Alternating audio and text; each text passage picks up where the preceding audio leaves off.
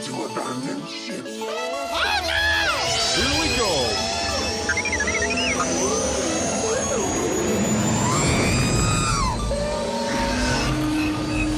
Can I persuade you to join us for a drink? It's a tradition. Here, here. Jar Jar, homie, my main man, quickly. Before the Separatists attack, get into the escape pod. Hey! This is escape, then we're the pod.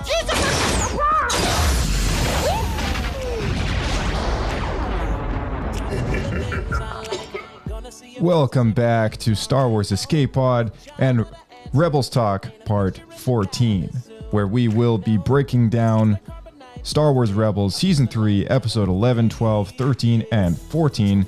And for those of you who have been following us for a while, welcome back. For those of you who are joining us for the first time, this is a Rebels Talk after show. This is a Star Wars Rebels after show where we take you way back, all the way through Star Wars Rebels, and we chronologically go through the series leading up to Ahsoka. So, where we are in Season 3, it's pretty exciting stuff. And with me joins our esteemed co-host, Blake, in the podcast. Let's get into it.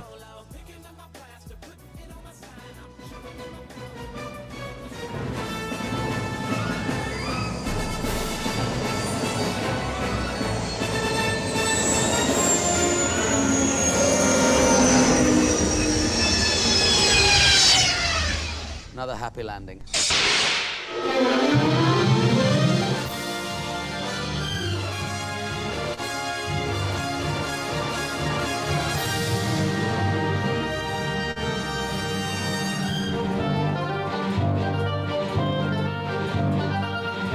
Another episode of Rebels Talk. Welcome back, Blake. Thank you. Hello there to all, one and all. That's right. Good to be back. Chut. Chut. And we are at the halfway point of Season 3, which is incredibly exciting because it means we're almost done the show. Don't get too excited now, Josh. Yeah. But these next set of episodes are something that we've anticipated for a while. Visions and Voices. We got the two-parter arc, Ghosts of Geonosis, something we've been waiting for since the beginning of Season 3, I think it is, when they kind of journey back to Geonosis and discover some stuff there. And Warhead, which was kind of an interesting Terminator-style episode, which is cool. So we got some interesting episodes to talk about. We'll be giving our Pablo points and poodoos. That's right. And just kind of trying to make some connections and more, sharing what we like, what we don't like. And we'll give summaries before the episodes start, just for those of you who are fresh and new to the show. That's what we do. And that's what we've been doing for a couple weeks now. Yeah, so hopefully you made it this far. You kind of come to know what to expect and Yeah. aren't going to be surprised. Exactly. Have to tune out halfway through. Exactly. If you're just jumping in for the first time, this is your first Star Wars Escape Pod episode, then welcome here. Yeah. I mean, we don't always do Star Wars Rebels stuff. I mean, this is the first time ever. It has been, first time ever for 2 months. Yeah. Yeah, right. Yeah. I mean, we've been doing this for a couple weeks now, mainly because of the journey to Ahsoka, which, as of this episode dropping on August 15th, will be 1 week and 1 day away from release. We're going to have to cram this. Crazy, right? Are we on schedule? Is that what this means? Are we? Well, no. Man, we are very much behind schedule, actually, as it stands. If we continue with our release dates as penciled out in the podcast archives, we'll get through Rebels Talk Part 17 before Ahsoka Episodes 1 and 2 comes out, and that'll leave us with 3 more Rebels Talk episodes to do, which is basically most of Season 4. And then we'll be overlapping with about Episode 3 on Ahsoka at that point. So, hopefully we can make it even at least that. I mean, otherwise we could always speed things up. Yeah, I would say maybe we could speed it up a little bit. And we'd Yeah. 6 episodes per show, or maybe we'll just have to Do more recordings in a day. exactly. Get ready for 4 episodes a week, everybody. Yeah, get ready to have your bus rides entertained on the way to work. That's right. That's right. We're doing a work day, every day of the week special broadcast. That's right. All right, well, let's get into it. We got Star Wars. This is Rebels Talk episode 14. And first up, we have Star Wars Rebels season 3, episode 11. This is Visions and Voices. What I'll do is I'll read a quick summary, some stats, and then we'll play the Rebels Recon, and then we'll kind of dive right into the notes that we have. So, season 3, episode 11, Visions and Voices, directed by Bosco Ing, written by Brent Friedman. This episode premiered on Disney XD December 10th, 2016, and guest stars Tom Baker, Sam Witwer, Meredith Salinger, and Anna Graves. Anna Graves, that's the voice of Satine, believe it or not. Really? Satine from the Clone Wars, yeah. Yeah, it's like I don't know who she plays, but that is an interesting little piece of knowledge there. she must play one of the Nightsister ghosts. Who else could it Maybe, possibly be? yeah. That's true. That's a good point. So does that mean that Satine was Dathomir? There was another Satine reference in this episode, which I'll bring up in just a moment because it's in my notes. But okay, so Ezra is plagued by visions of Maul, who approaches him and Kanan as they consult the Bendu, offering a deal. Maul threatens to reveal Chopper Base to the Empire unless Ezra accompanies him to complete a ritual in order to reveal to both of them the information they sought from the Jedi and Sith holocrons. Maul and Ezra arrive on Dathomir, where they use dark magic to complete their holocron vision, a desert planet with 2 suns, where they both seek is located.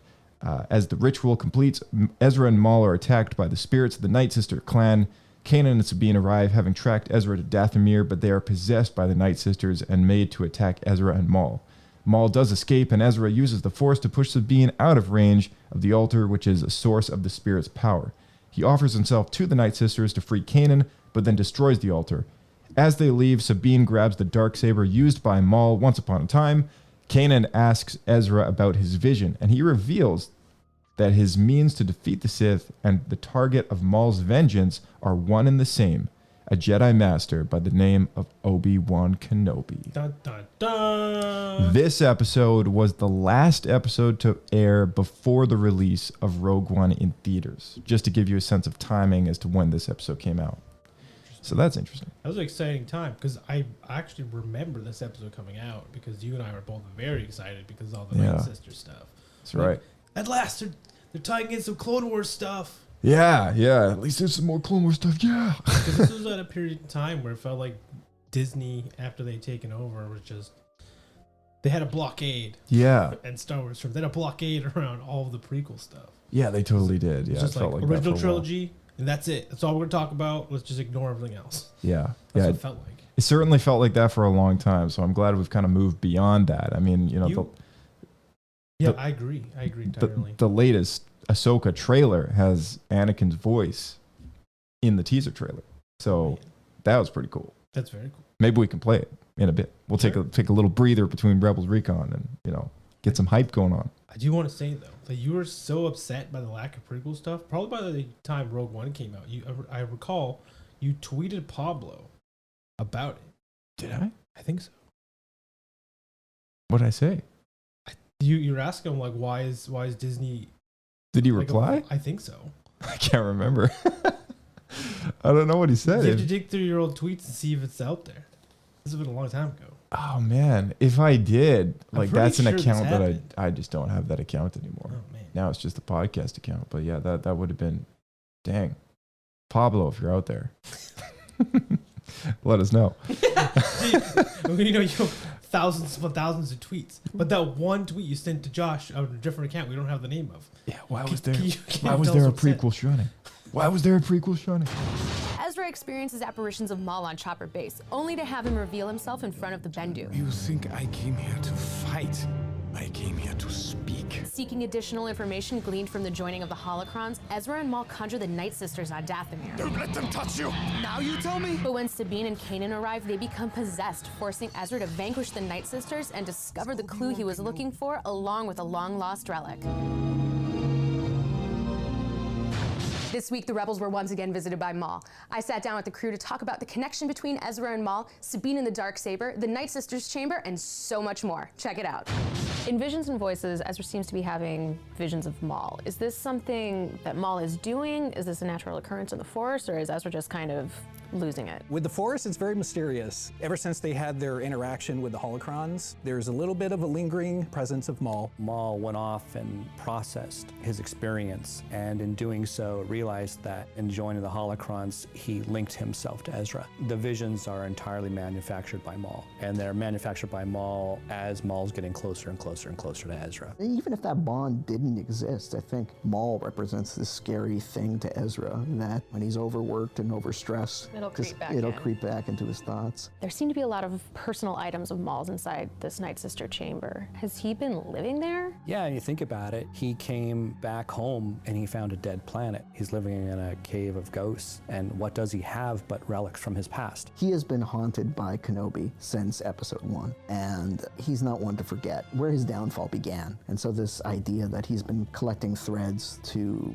one day finally exact his revenge is basically embodied by his trove of items. We've seen Force spirits in the past. What was the process of creating the special Nightsister look? We had a sense that it was some sort of glowing green mist that wasn't purely just steam-like. It had sort of a tendril, almost sort of living quality to it. You had to sort of believe that this was some type of power that is a version of the Force that is very different to what the Jedi use. Both Maul and the Rebels now know about Obi-Wan. Can you give us any hints about where this is leading? They do both know about Obi-Wan, but I think there's still a great deal to be learned about why. Obviously, Ezra has a very simplistic view of why Obi-Wan is part of his vision, but for Maul's motivations, that's something that probably is going to be more complicated. The very last shot sees Sabine picking up the Darksaber, which is awesome. Can you tell me a little bit about the meaning of the Darksaber and what it could mean to Sabine now that she has it? The Darksaber is the line that connects Jedi history and Mandalorian history.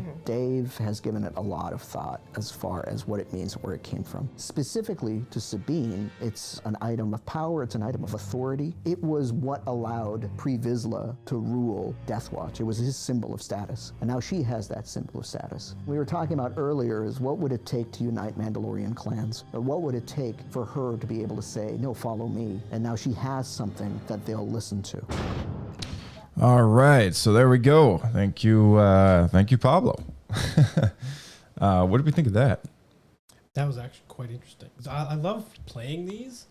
First of all, because I haven't seen them in 10 years. Yeah. And I forgot they existed. But secondly, because they have insight from the creatives who worked on the show. Yeah. That I don't, at least I haven't picked up on naturally watching it. Like I didn't realize the visions of Maul as we're seeing Ezra kind of lose it was because there's a connection between them from the holocrons and also because Maul's getting close.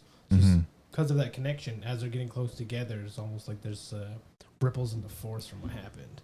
Yeah, and it's interesting that you say that, and the way that this episode presents Maul to Ezra as if it could be sort of a Kylo Ren Rey sort of scenario going on, like what we experienced through their dyad in the Force, right? Is this really got the idea? I don't know, but I would be willing to bet it wouldn't. I don't think it is. But Rian Johnson is a huge Rebels fan. Yeah, although he did say he watched Clone Wars a little bit. I don't know if they all say that though. Like, I feel obligated to do it because I'm working. They watch one episode and they're like, "Yeah, I watched the Clone Wars. It was great." Yeah. What did you watch? Oh, I watched the movie. Yeah. Well, what'd you think? It was okay. Yeah, it was all right. It's just one of those things that I think how they approached it was, this is something that can be used, in a way to almost it represents a communication, like a bond, right? Like, and I think maybe even though the dyad thing is a whole like separate sort of scenario, I don't think it's it doesn't feel super out of place, this whole thing with him kind of seeing Maul and stuff like that. It feels connected to Star Wars.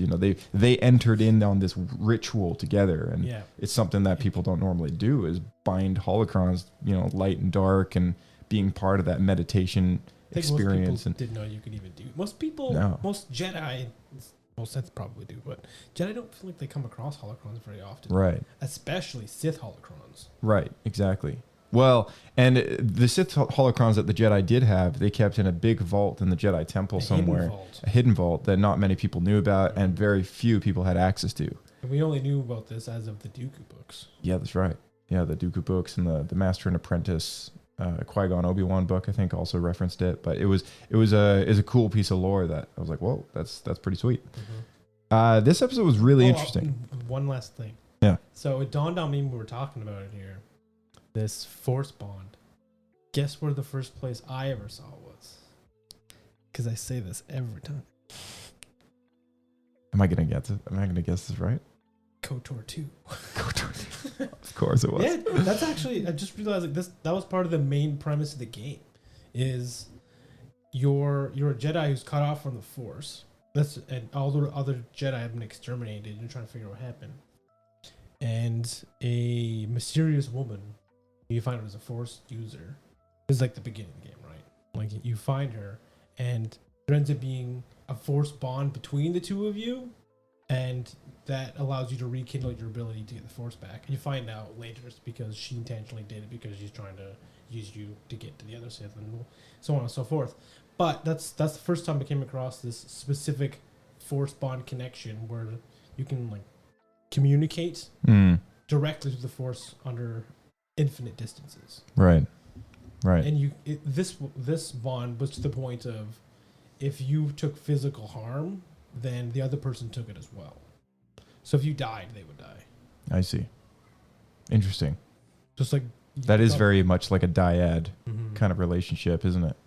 Yep, I think so. Yeah. This episode's interesting, bringing back all the Nightsister stuff, Dathomir and everything like that. I thought it was kind of interesting. Kanan refrains from just killing Maul on the spot when he does show up to chat with them, and it's like being blinded by him. Yeah, like this is the dude that took your vision, man. Like cut the guy's head off. Like it's not the Jedi way. Yeah, that's what I was thinking the entire time. He was just standing shouldn't there. Have done that. It's not the Jedi way. Shouldn't have done that. It's not the Jedi way. He cut off your arm. You wanted revenge. Oh. Totally natural. All right. Well, then that's okay, I guess. You raised some good points. You bring up some excellent points. Do you have any other suggestions of power?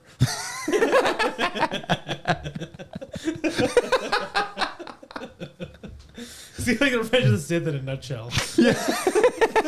That's such a good way to put it. So, do you know how I can be more powerful? Just, putting it out there. If you, if you know anything, if maybe you had a pupil that instructed you in the ways of the Force by any chance that you've never shared with me all these years, as a matter of fact, I have.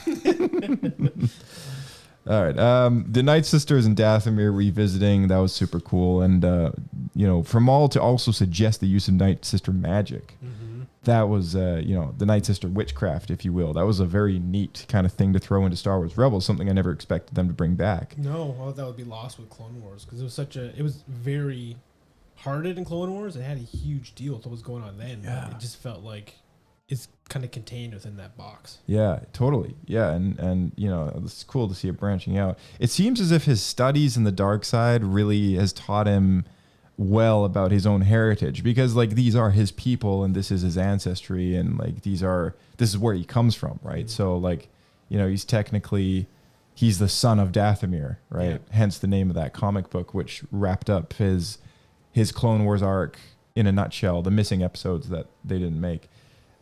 So it was cool. It was cool. It's cool to see that. I had some questions around that.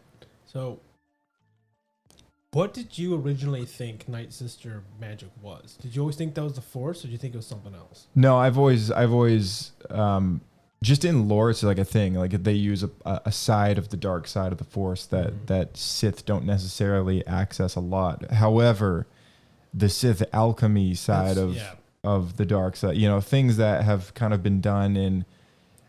The closest thing to Sith alchemy that we've seen so far in canon, I think, has been, I hate to bring up episode 9 as an example, but the whole, resurrection through cloning technology with that person being able to sustain midichlorians and that's sort of Sith alchemy stuff.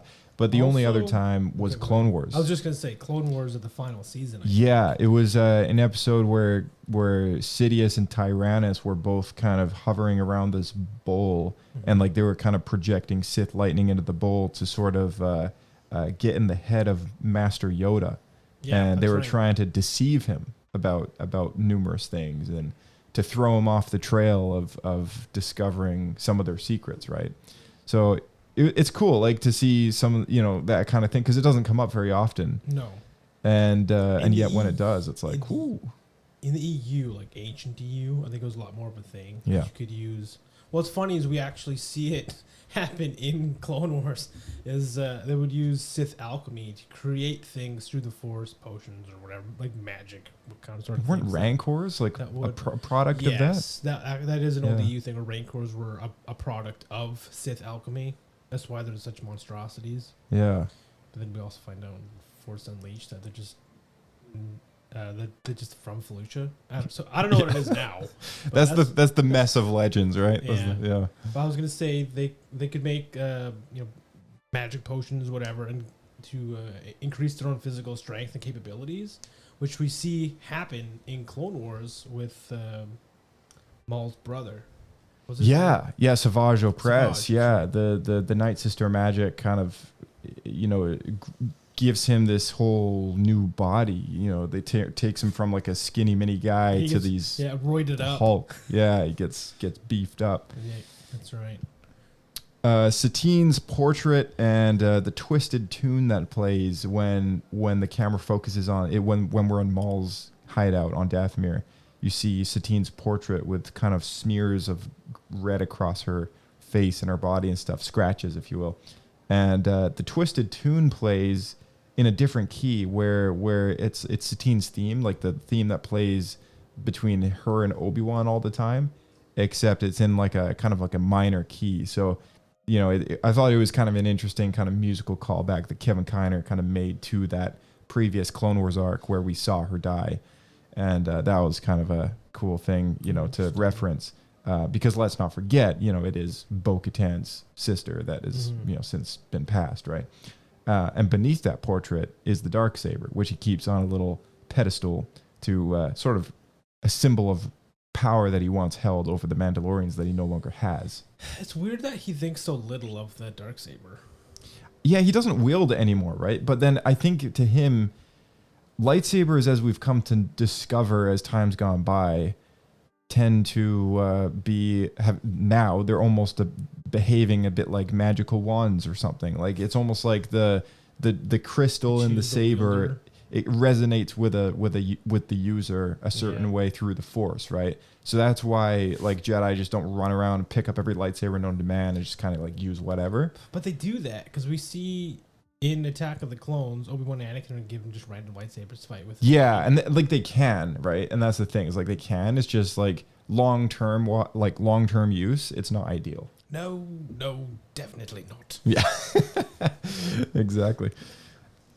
When Maul says it ends where it begins, he refers to his first encounter with the Jedi on Tatooine, not Naboo. It's easy to forget that the first lightsaber duel was on Anakin's home world, but that's actually where the encounter happened for the first time between him and Qui-Gon, on the way back to the Naboo ship.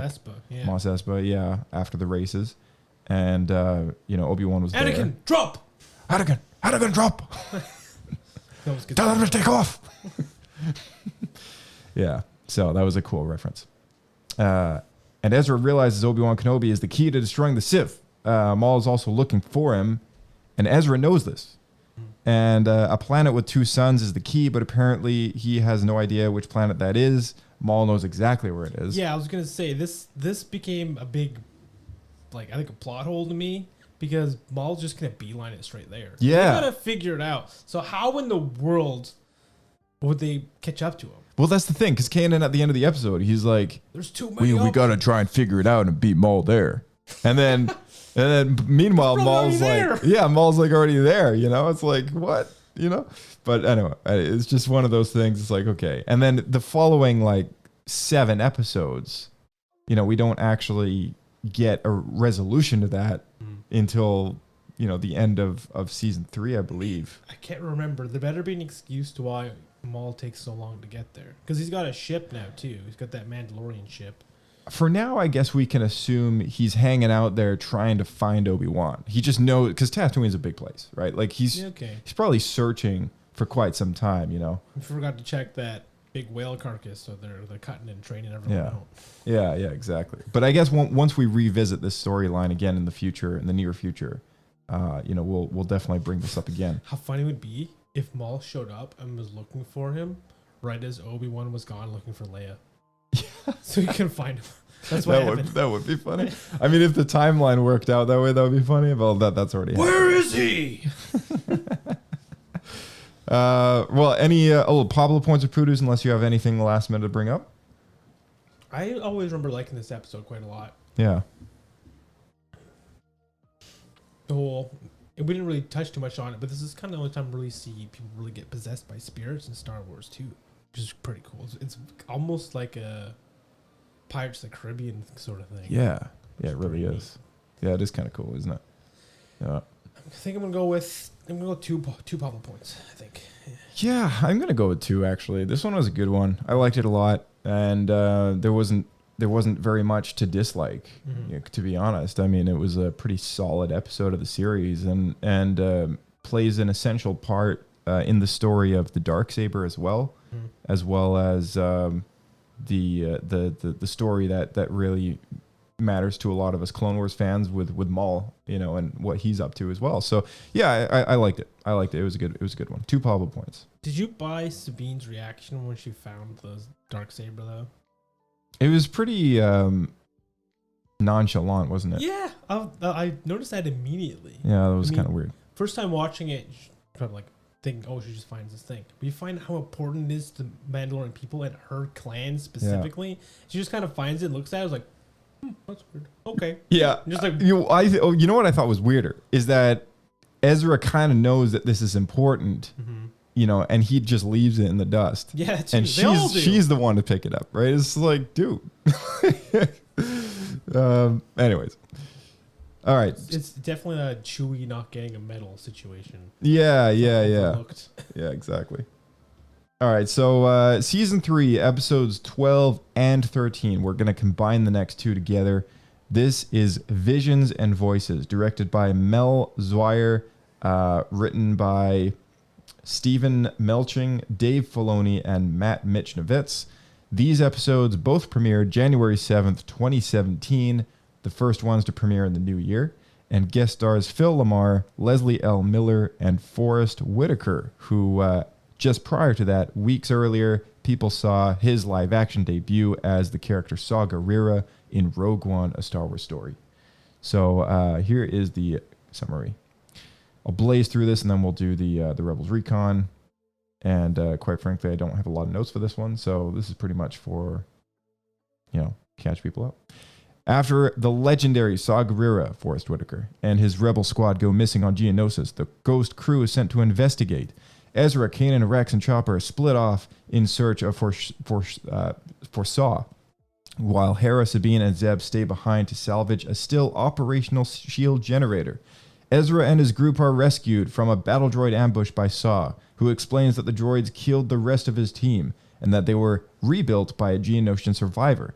Ezra, Saw, and the rest of the group pursue the Geonosian and activate more battle droids which attack Sabine and Zeb.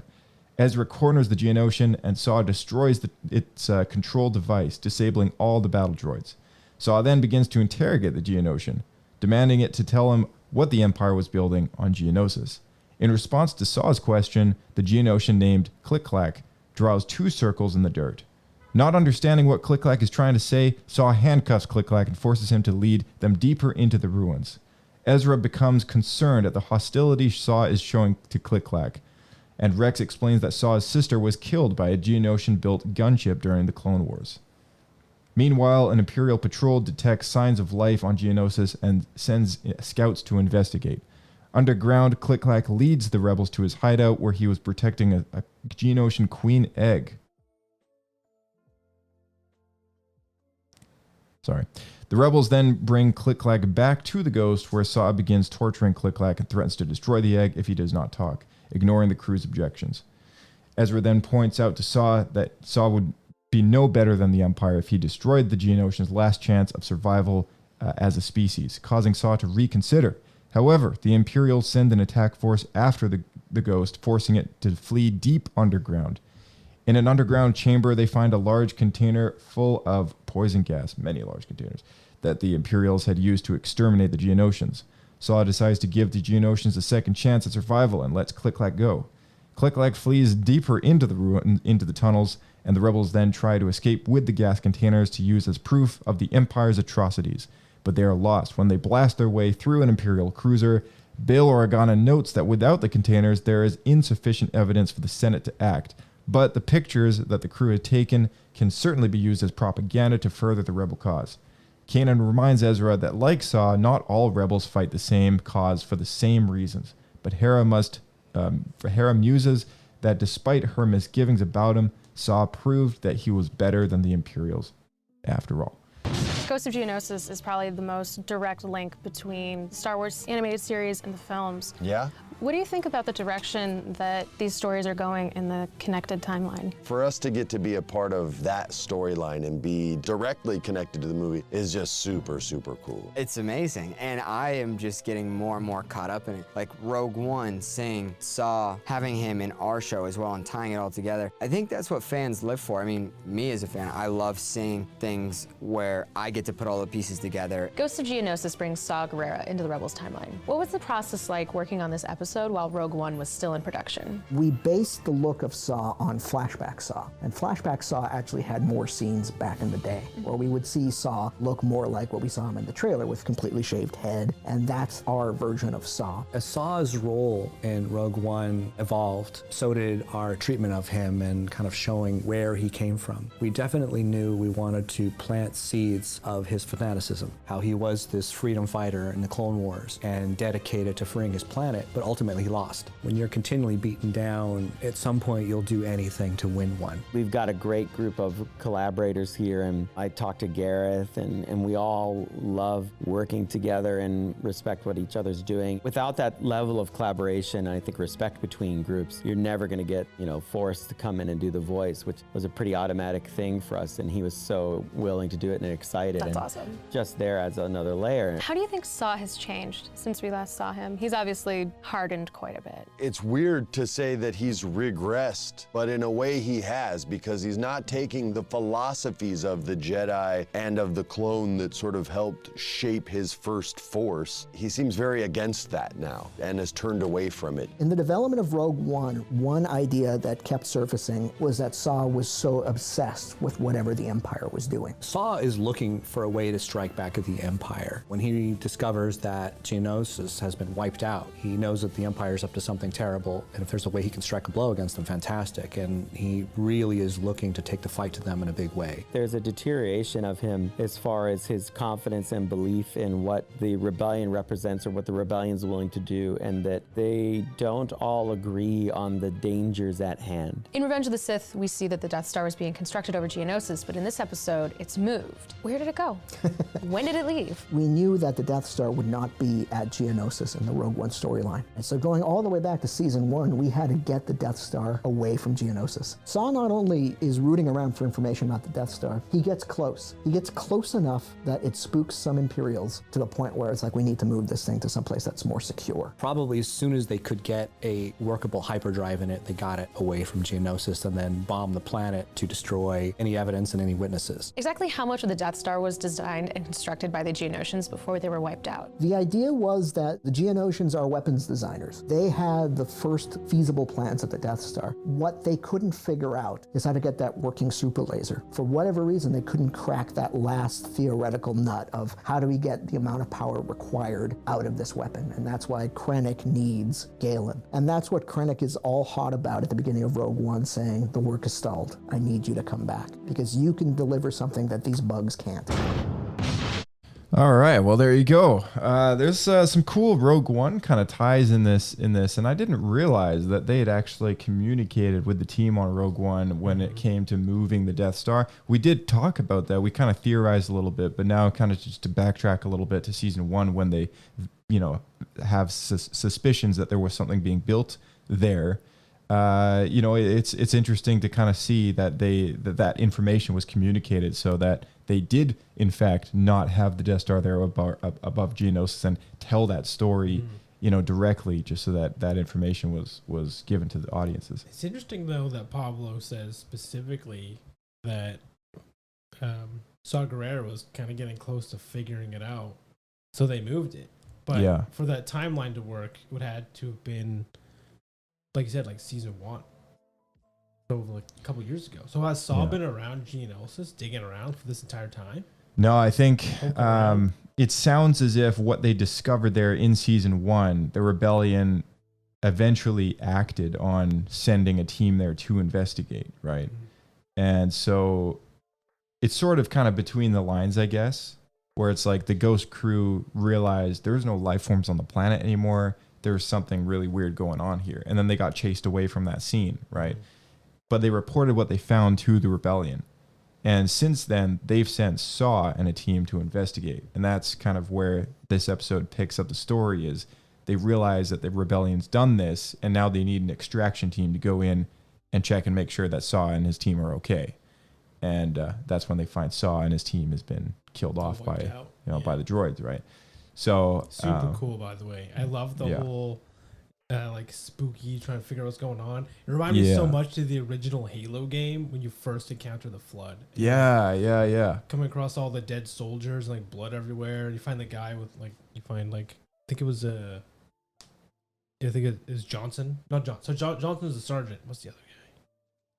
I can't remember. I forget. But you find like his helmet and you pull his chip out and you like go through the recording. Like so you're like seeing bits and pieces of what happened. It was like a horror movie. It was super cool. So what I liked about this one was Clone Wars nostalgia done right. It was Jenkins. Oh, Jenkins. Yeah, this was nostalgia done right? Because I know I expressed some disappointment with the last battle in our previous Rebels Talk episode, I think, or two Rebels Talk episodes ago. In Rebels Talk episode 12, we reviewed an episode called The Last Battle, which was season 3, episode 6. And that one was it just did not hit home for me. You know what I mean? And this one was done much better. That was your double poodoo, wasn't it? Yeah. The double squat. That was that was a poodoo for sure. This one was better. Like this one I liked a lot more. And it's not high up on my list or anything like that. I think Click Clack, the whole nicknaming the Geonosian was a little stupid, but I mean, quite frankly, like the droid thing was done better. Like the droid thing was done, I think, correctly. They didn't come across as like, cheesy. In this episode. Yeah. Yeah, I thought it was pretty cool how he had repaired and rigged them all. And they're all destroyers, I think, right? Most of them. There was still some battle droids there. Okay. No supers though. I don't think. It's just mostly destroyers and B1s. B1s, which is funny because they created the Geonosians Geonosians created the B2s. The did they? Yeah, super battle droids. That was them. I thought that was the Techno Union or something. Oh wait. I mean, we know they created the battle droids. I think you're right. What was a really nice touch though was that they made sure to make the B1 battle droids that showed up in this episode, they made them that reddish kind of a rocky looking color that they show up in Attack of the Clones with, right? The local ore from Geonosis. Yeah, the local ore makes them, and a lot of people kind of wonder that, right? It's like, oh, why are the battle droids not like bone white, like they are in the Phantom Menace or Revenge of the Sith or the Clone Wars? Like, why are they reddish, right? It was cool. It's cool. It's a cool kind of, just a small sort of thing to keep in mind. It's like, well, they make the material using the local rock, available on Geonosis, and the rock there is like orange, right? It's like a red kind of like not made out of rock, Josh. Like made out of ore. Yeah, ore. Sorry, yeah, but like all the rocky structures in the planet, like it's all red, right? Like it's all like the sand is like a it's the reddish sand. Yeah, it's like a reddish tint, right? Yeah. So like you look at the planet, it's just like red and orange, like all over, right? And so it's pretty cool. So using the local ore to make the battle droids, like rubs off in the color. See that again though? No, I'm sure if they made battle droids on a weirdly colored planet, maybe it would happen again, but we just haven't seen that yet. But that would be cool to see. Would be pretty sweet. Umbara B1 battle droids. Maybe they'd be like black or something. Or glowy. Yeah, glowy. Yeah. Mushrooms. Rocket troopers showed up in this episode, so that was pretty sweet. When did we last see rocket troopers? Is this the first time that people were revealed to rocket stormtroopers? I think the only other time we've seen them was like Force Unleashed. I remember there was in those. It's funny because that's what I thought immediately because I just finished the first game. Yeah. Well, I was gonna comment for the last episode, which I thought was funny, because in Force Unleashed, because Sam Witwer was the voice of Maul in the last one, so I was gonna bring it up. Yeah. So Sam Witwer in Force Unleashed, he didn't just voice Starkiller, he voiced Palpatine as well. Oh yeah, that's right. I didn't know that for the game because I thought the first time he did Palpatine was in Rebels. That's how we got the gig for Rebels. Yeah. So I thought even watching that game, you watch the credits go by and it just all says Sam Witwer. Yeah. Same as a Rebels episode. Yeah. Until D-Banded Breaker came and stole the show, I think. Nice. Okay, I thought, one kind of weird thing with me, and we've talked about like the use of certain force powers being like either weird or bad timing. It's like, okay, technically Jedi can fly because they can like force levitate themselves, but like how, at what point does this begin to cross a line as far as how it comes across through the cinema, right? And clearly episode 8 crossed the line somewhere because nobody loved the whole flying Mary Poppins Leia scene very much. But technically that's a thing, right? Like they can do that. It just looked a little odd, right? So how come Kanan can lift a bridge for Saw and Rex to cross, but he can't just levitate them all over there?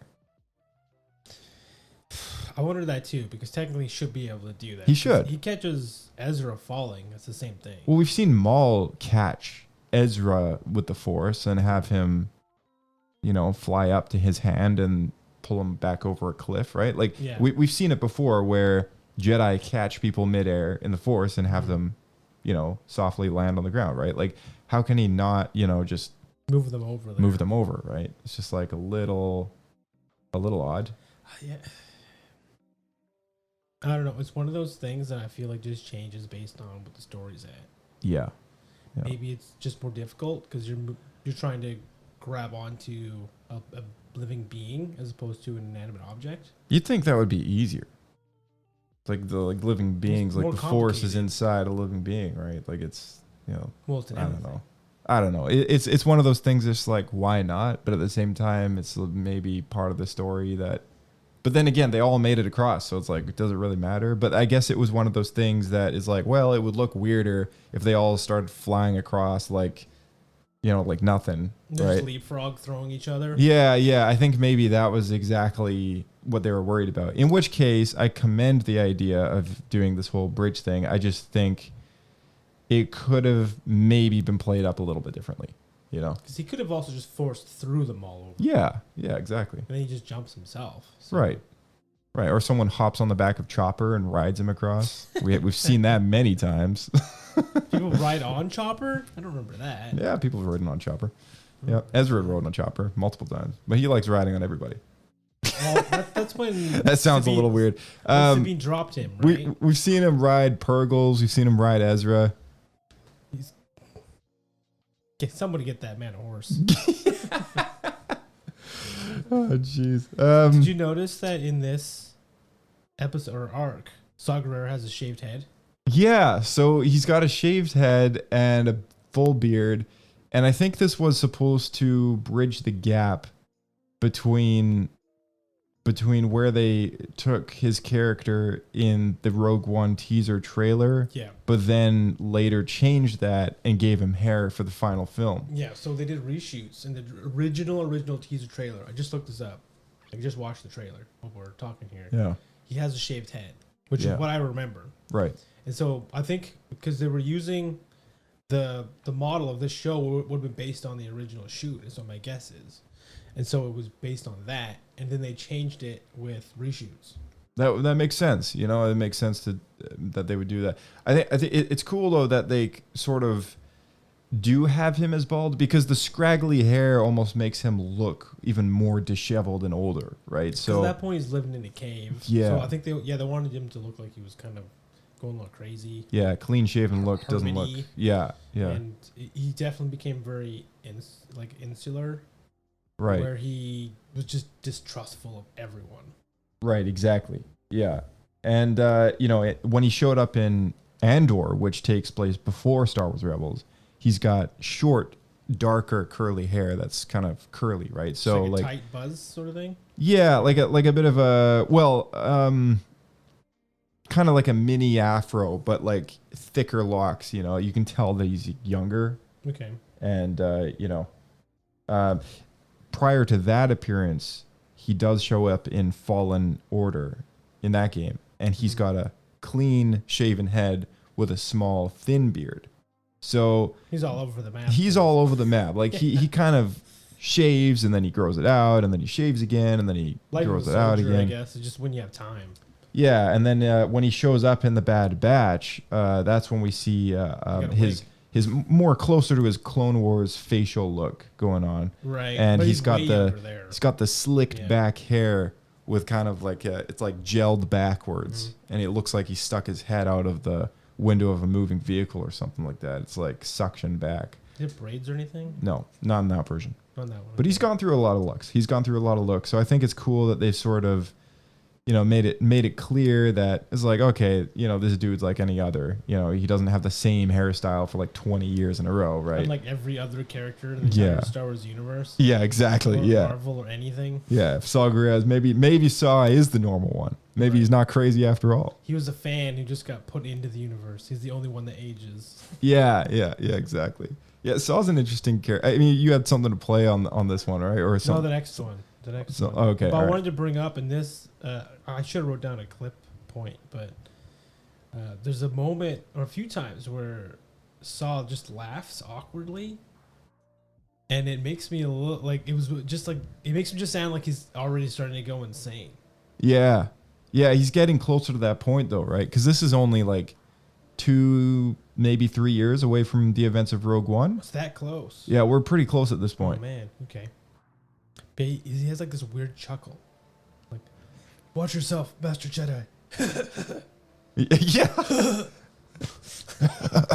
Yeah, that's probably closer than mine. But when he did that the first time, I was just like, "Is he all right?" It just sounds like he's gonna betray them. Yeah, he sounds like a cackling evil man. Hyena. Not quite a hyena, but yeah, because it's not the high pitched, but like just this weird awkward cackle. Oh, what's your step, Master Jedi? That's pretty close, actually. Yeah, you've been practicing. I know I haven't been practicing. I just came up with that. Good but memory. Here, like, I think I can actually hold on a second. I think I can bring it up. That's right. That's exactly what he sounded like. That's exactly what he sounded like. Okay, here we are. Oh wait, hold on a second. And here we go. To map a fair amount of these tunnels. There's a breeze. Whoa, watch your step, Master Jedi. It's a long way down. Yeah, that's the one. That's the the exact one. moment I was thinking of. It's like, somebody get this guy a glass of water. This guy needs a drink. Yeah, this guy needs a beverage. Yeah. It just felt very out of nowhere. That little. Despite the laugh, despite the cackle, this episode has a bit of a lighter tone on his character. The fact that he doesn't shoot the Geonosian egg.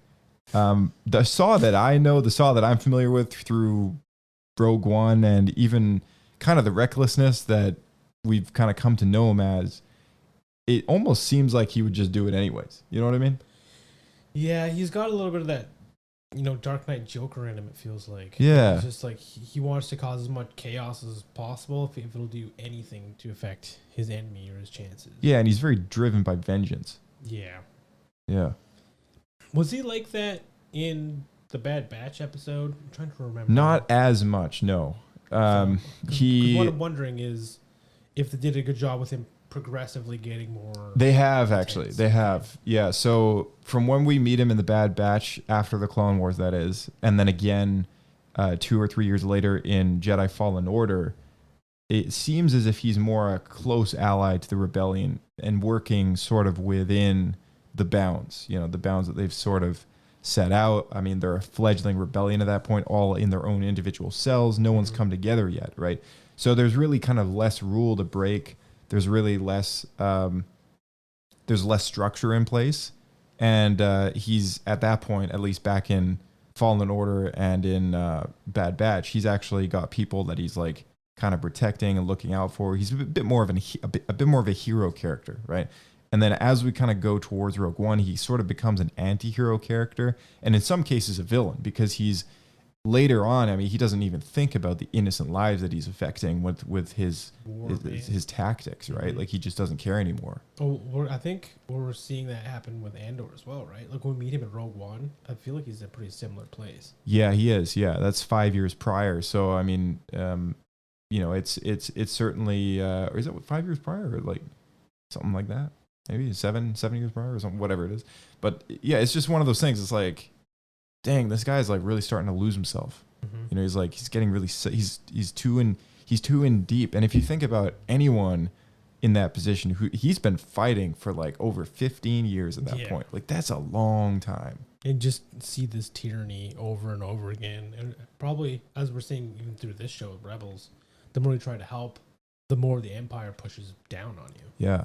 So it's like you try to help someone, and then they're specifically in more trouble or treated even worse by the Empire. And some people, and some people haven't lost themselves necessarily. I mean, we've seen people fighting, you know, like Mon Mothma a long time, and you know, she's stuck very close to her morale, right? But then people, even like Cassian Andor, even in Rogue One, he admits, like, you know, we thought on terrible things on behalf of the rebellion, and you know, you just straight up shot that dude. That was like, yeah, that's what I was thinking of. The opening scene. Yeah, can't make the climb. Yeah. Boom, hip fire, down. Can't risk information getting out. It's like, dang, this is a side of the rebellion that we just don't see very often, right?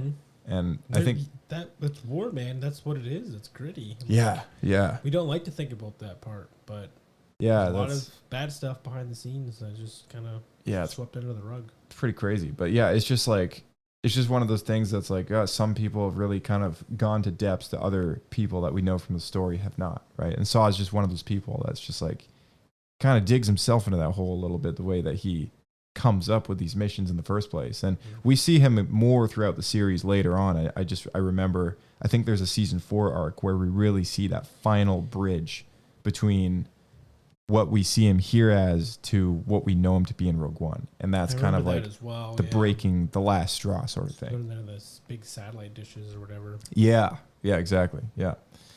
Pablo points or Pudas for these 2 episodes. Let's combine the 2 of them. We'll just make it one story. Was that everything for both of them? We have more to talk about for the second half still, don't we? That's both of them. Oh, okay. Well, I got a couple last notes then. Did you notice the shield generator they used? Well, it looked almost exactly like the one from Hoth. Yeah, it did. Yeah, looked very almost exactly the same. Yeah, that's maybe one of them. They stole the core. Then, if they basically just maybe retransplant the whole thing. Yeah, that's certainly possible. And maybe the thing around the core is just like an amplifier for size. Yeah, that's what it seemed like, because they could activate the shield even without the amplifier or whatever. Yeah, which was pretty cool. That was cool. Did you find it funny that whenever Click Clack was, he was like trying to, they're like, what's here? And he like clearly like draws the Death Star. And they're all just like, I don't know what it is. Tell us when you know. Circles isn't going to tell me anything, Bug. That's right. Tell me something more. Yeah, they're all. I can't understand that. There's got to be some sort of. Okay, how come Chopper didn't translate anything of what he was saying? You'd think that Chopper would know what he's saying. Why don't they have a translator droid? Yeah. You think some sort of interpreter. You think the information would be valuable enough that they would at least like record something that he said. Again, this is all in service of the story that we already have. They got to work with Episode 4 and Rogue One and everything else, right? So these characters can't know what's going on. So they have to find a way around it, right? But it just thought it was a bit strange that maybe they didn't make it more clear that like it's impossible to know what this dude is saying, because like I feel like Chopper would have Geonosis in his database, maybe. Chopper's an astromech, though. He's I guess so. I guess so. Yeah. Yeah. But you think the rebellion would have some sort of protocol droid? Something. Like, what about 3 or whatever his name is. AP5. That's the one. I'm not even close. Well, he was back on the base. I don't know. Yeah. Dial him in. Inventorying. Yeah. Give him a call. Give him a call. Yeah, that's true. Yeah, I had one. Actually, I did have one audio clip from the second episode. Oh, let's take a listen. And it was. Do you recall we were watching in an episode a while back, and they had a wrap up at the end? Yep. And it was awful. Which one was this? So we talked about it. Man, number of wrap podcasts up. back. Because like at the ending, it was like. The Bad Batch one. Yeah, I think it was Bad Batch. Yeah, the bad. You're right. It was a Bad Batch episode where they basically summarize what happened at the very end of the episode. Yeah. It was so cheesy. So they did that in this, and whatever they do, like to me, this is like an old cartoon thing you do for like children's cartoons. People, Yeah. Kids like under 10 or whatever. Yeah. Just in case you missed it. But I was so surprised to see that here. I'm gonna play a clip. You're gonna find not all of our allies share the same values or even fight the Empire for the same reason we do. I've also got my issues with Saw Ezra, but in the end, he proved he's not the Empire. And for now, that will have to do. Yeah, yeah. It's like, what? Just this awkward wrap up. He's like, let us explain what's going on here between us and Saw. It did in case feel. you missed it. It did feel a little janky. Yeah, those moments always just like take me out. Yeah. Like, it kind of breaks the fourth wall. I know. It's kind of unfortunate, but okay. So let's do some follow points, Poodles. Thank you for bringing that up. That's a great point to make. Got to lower the score a little bit. Yeah, you gotta get some Poodles in there. That's right. I mean, okay, so this one, I did like how they approached the whole horror aspect about the first half of the duo. I liked the battle droids, how they played those up. They didn't seem, it wasn't as cheesy as the last battle. And seeing Forrest Whitaker back as Saw was great. It was a really essential story to see unravel, that the rebellion is on to the fact that maybe something gargantuan was made here on Geonosis. However, I don't think that information necessarily makes its way across the full rebellion, as we've sort of come to discover, until sort of the end, when people start believing that there is in fact a giant super weapon. But it was a cool story to kind of see unravel, and I think I would give this, like, as an entirety, the duo, if you will, I would probably give 0.5 Pablo points. Oh wow, that's actually way lower than I thought it was going to be. Yeah, I mean, like, because this was a big deal. I thought. I was thinking one. They but finally get to Geonosis to find the Death Star. Star. Screw it. One Pablo point. One Pablo point. I'll be nice. I'll be nice today. Yeah. One Pablo point. Yeah. Did I mention that they named him Click Clack? Yeah, that dragged it down for a lot. Half a point again. Yeah. That didn't bother me as much. It's just a typical Ezra thing to me. I've built an immunity, because let's not forget, I watched all of Resistance. Right. So I have a pretty strong immunity to these just like really cheesy ridiculousness. things. Yeah. So, to me, the two-parter is interesting because they both had, the first part and the second part had different strengths. So if there's a weakness for me, it'd be actually the blending of the two. Because the first one, I really liked the horror aspects, and the second one, I really liked the fighting and what they had to do to actually escape the Empire when they showed up there. I thought was super cool. Trying to get at like how they hid down that tunnel. Yeah, that was cool. Yeah, and then how the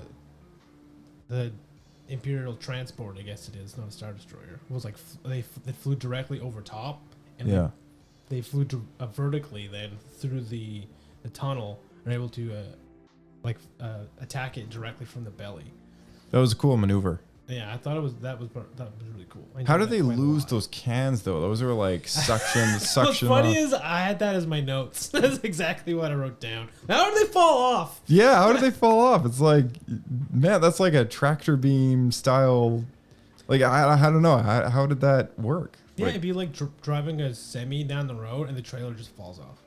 Yeah. Yeah, like, dude, what? Like, and that's a lorry for all of our UK listeners. Yeah, I don't know. That I specifically wrote that down because I thought that was really strange. if anything, maybe it should have fell off when they clipped the Star Destroyers, Imperial Transport or whatever, but didn't happen. They just fell off, which didn't make any sense to me. Anyway. One Pablo point for me. Through this conversation, I've actually lowered my score. Oh? Yeah, originally I was going to give it 2, but I think I'll give it 1.8. 1.8. Yeah. That's still really high. I liked it. I really liked being back on Geonosis. Yeah. And getting an explanation of what happened to the Geonosians and the whole the race has been exterminated except for this lone survivor. It was a good storyline to me, especially coming from what we know from Attack of the Clones. There's trillions of these things, and they're all this big hive mind of bug creatures. And for those of you who missed it, I didn't explain it. We do it every week. Our rating system of Pablo points and Poodoos, it's a scale of 7. 3 Pablo Poodoos being the absolute worst of the worst. Moving up from there, you got 2 Pablo Poodoos, 1 Pablo Poodoo. A 50% score is a Bendu, and now we know who that is. And Pablo points, you got 1, 2, and 3 Pablo points, 3 being the absolute best of the best of the best. So I feel like 1 Pablo points, it's good. It's not like terrible. 60%. It's not terrible. It's not a bear. It's not a bear pass. It's like a healthy pass. That's not great and it's not superb, but it's good. So 1.8, 1.8. That's above good. That's like almost great, right? So to me it was missing just enough to be great, but it's not close to excellent. Okay. Well, I rarely would give a score of excellent. Yeah. 3 Pablo points is like really hard to get. I don't know if I've ever given it. I don't think I have. I know Bryce has. I don't think I've ever done it. I think I've done it. I've done a 3 Pablo points before. Yeah, but me specifically, I don't think. Yeah, I don't know if you ever know. Anyway. All right. Final episode here. Season 3, episode 14. Warhead, directed by Bosco Ing, written by Gary Whitta. January 14th, 2017. That's when it aired on Disney Plus. Disney XD. I'm so used to saying Disney Plus these days. While the rest of the Ghost Crews and Phoenix Squadron are away on an exercise mission, Zeb is left in charge of security at Chopper Base.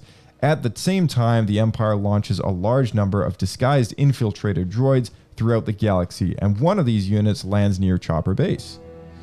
Damaged by the Krykna spiders and losing its memory, it is taken in by Zeb, Chopper, and AP-5. But after a warning from Agent Callus about the nature of their foundling, Zeb tries to apprehend it. Once it realizes that it is inside the Rebel base, the droid's original programming kicks back in and it adopts combat mode, cannibalizing the base's droids to repair itself. The infiltrator proves a tough nut to crack, especially since the battle is confined to a storage area filled with explosive ordnance. After a hard struggle, Zeb and the droids take it down before they can transmit its position to the Empire, but the infiltrator activates a self-destruct device inside its chassis. Faced with the prospect of the droid either blowing up at the base or the Empire coming to look for it when it fails to report in, Zeb instructs AP-5 to set the detonator to stall the countdown until the infiltrator transmits its collected information to the Empire. After reactivation, the droid travels back to its base ship and blasts it apart when it self-destructs. A close call for Callus, of course. But this event nevertheless gives Admiral Thrawn enough information to narrow down his search for the Rebel base. Warhead was one of those rare episodes that lets the droids take center stage. I sat down with the crew to talk about the origins of the story, the design of the infiltrator droid, and Thrawn's overarching intentions. Check it out. Sticking Zeb alone with Chopper and AP-5 seems like a natural recipe for comedy. How was Warhead originally conceived? Originally, it was actually going to be a Rex Zeb episode, if I remember correctly. But ultimately, I think the dynamic between Zeb and the droids lends itself to more fun opportunities. This seemed really interesting to kind of go back to Zeb's roots as this captain. He's a capable leader, and the idea of the droid was very much inspired by one of Ralph McQuarrie's original illustrations. instructions for C-3PO. I'll tell you a regret I have. If I had known and if we had all thought about the fact that this droid and when it was going to air, I probably would have redesigned that droid to look more like K2 because they're very similar at the end of the day. It would have made a nice little bit of continuity. Was the infiltrator droid sent out specifically to find Sato's group of rebels, or was it just doing general recon for potential problems? I think it is part of Thrawn's agenda to find this particular group of rebels. Thrawn's the kind of character who will find a solution beyond what the standard Imperial protocols may be. You think about it, droids armed with a warhead that can go in and explode are extremely dangerous. And you figure that, wow, this is a fantastic weapon. Actually, the weapon is so dangerous, they were outlawed by the Empire. So Thrawn was actually breaking an Imperial mandate by sending these droids out in an attempt to find Sato's crew. Aside from Zeb, the other three main characters in Warhead are all droids. How do you go about showcasing each droid's individual personalities? AP5 and Chopper just naturally gelled, I think. I mean, they're our version of 3PO and R2, but they're tweaked to such a degree that it really makes them unique for Rebels. The other droid basically has an absence of personality because it's this tool, it's this instrument that's being used by the Empire. I think that kind of subconsciously helps remind us that to our Rebels, droids are real people, and to the Empire, droids are just tools. It's just fun. You could really make them these quite distinct characters. It's something that always shocked me about R2. He's ultimately just a tin can that sits there, but through the movements of Kenny Baker, the beeps that Ben Burt put on him, he has a tremendous amount of character for really no facial expression whatsoever. That's one of the most magic things in Star Wars that captures people, that are these droids. All right, well, there you go. Concept art for Ralph McQuarrie. Yeah, that's pretty funny. 'Cause we're talking off screen here, Josh and I will listen to the recording. I actually wrote that down as a note and had it all loaded up to talk about, but Pablo's, he stole the wind from my sails. Yeah, there you go. Stealing it right on, ripping the rug right on under your notes. Yeah, at least I got confirmation because I wrote it down as a question mark because I vaguely remembered when I was watching it, just the look. I'm like, this looks like a Ralph McQuarrie design. Yeah, it certainly is. It's like one of the first ones that he did, I believe. So yeah, that was cool. And this episode is kind of like an Alien-style Terminator episode. You know, mostly just Chopper and AP5 and Zeb just on a base which seems abandoned, even though it's not. And reveals this Terminator-style kind of combat infiltrator droid. That was pretty neat. Yeah, I love the idea that it's disguised as a protocol droid, and then when activated, it just turns into like a war droid. Yeah. And I definitely want to roleplay that at some point. Yeah, that would be pretty sweet. I think that'd be really cool. That would be awesome, like a transformer. Yeah, basically. So then, because normally I never roleplay. This is like Star Wars RPGs. I never roleplay droids because they always feel too pigeonholed. Yeah. You can't really be as dynamic with what you want to do. Right. But this has enough variety kind of built into it. I think would be cool because you kind of get the more low key tech whatever side, but then you also have combat capability. Yeah, exactly. The escape pod that the droid uses must have a hyperdrive because we see it exiting hyperspace and docking to the Star Destroyer where it's home based, right? And I thought that was kind of interesting that small, tiny ships like that, like we know the Phantom has a hyperdrive, but yeah, I didn't realize that escape pods were capable of hyperspace. I'm wondering this too because I had always thought that you had to have a decent sized ship to have a hyperdrive. Yeah, I guess it's capable of maybe short range jumps, perhaps. I don't know. Yeah, or how fast you can travel. Because let's not forget the Falcon, which is a large ship, has a modified hyperdrive. It can make it's 0.8 past light speed or something. Yeah, something I forget. So maybe it's based on that. Maybe it's more of if you have a bigger ship, you can have a bigger hyperdrive and then reach a higher speed and travel quicker. Maybe. Throughout all this, Thrawn narrowed his search down to 94 planets or whatever it was, with the fact that they clearly had rebels infiltrate their infiltrator droids. So that was a bit of progress in Thrawn's search for the rebel base. Oh man, yep. And overall, this episode didn't really have a lot to it. It was just kind of a fun, simple story, really progressing Thrawn's search. And overall, I would give it 0.5 Pablo points, maybe. Mm. Almost good, more or less fluff. Yeah, it was mostly filler, but it was fun. It was fun. Filler. Like, yeah. I wasn't bored like it was in a number of episodes in season 1. Yeah, yeah. Like, it wasn't bad. It wasn't bad. And it was good to see Zeb, like they mentioned in Recon, be more of a leader that we know he should be, as we're learning his backstory. We were just talking about this a few podcast episodes back, where Zeb kind of gets put in the background, but he was like the captain of the Royal Guard. Yeah, that is true. Yeah. Yeah, it was cool to see him in his, like, captain level status. So, what would you give this one? I think I'll give it one Pablo point. 1 Pablo point. Yeah, I think so. Sweet. There's one thing, though. I didn't pull it up because it's an image. It's not an audio clip. But there's at 2028, we can see Thrawn's Star Destroyer, and there's something painted on the bottom. Yeah, he's got like a red design of some kind? It kind of looks like a tattoo. Yeah. I don't know how to describe it. This is, I think, I know what you're talking about, and I think it's the symbol of the 7th Fleet or something. Okay, because I thought it might be something to do with his race. No, it's well, it might. The creature might be, but the actual symbol, I believe, is the same that we see on those droids that we saw in The Mandalorian as well. I'm gonna have to go back and double check this, but I think that's where the crossover kind of begins. Is like there's a logo that he uses for his fleet, and that's kind of like his thing. Okay. Yeah. Any last things to bring up here? It's funny to think that his fleet all has his emblem, and Vader's fleet is blue. Yeah. Oh man, that's true. All right, well there we go. That's the next set of 4 episodes. Any last things to bring up, sir? I think this was a solid arc. I think of episodes together. It's kind of a good mix of stuff. I know. Just counting down to Ahsoka, I'm really excited to see how it all ties together. Yeah, totally.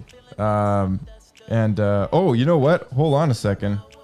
We didn't take a listen to the teaser trailer for the new Ahsoka thing, but you know what? We'll do that next time. Yeah. We'll do the next one because I think that's the last one that's coming out before the show anyway. So yeah. Keep our listeners on the edge of their seats. Exactly. Yeah. Tune in for that breakdown.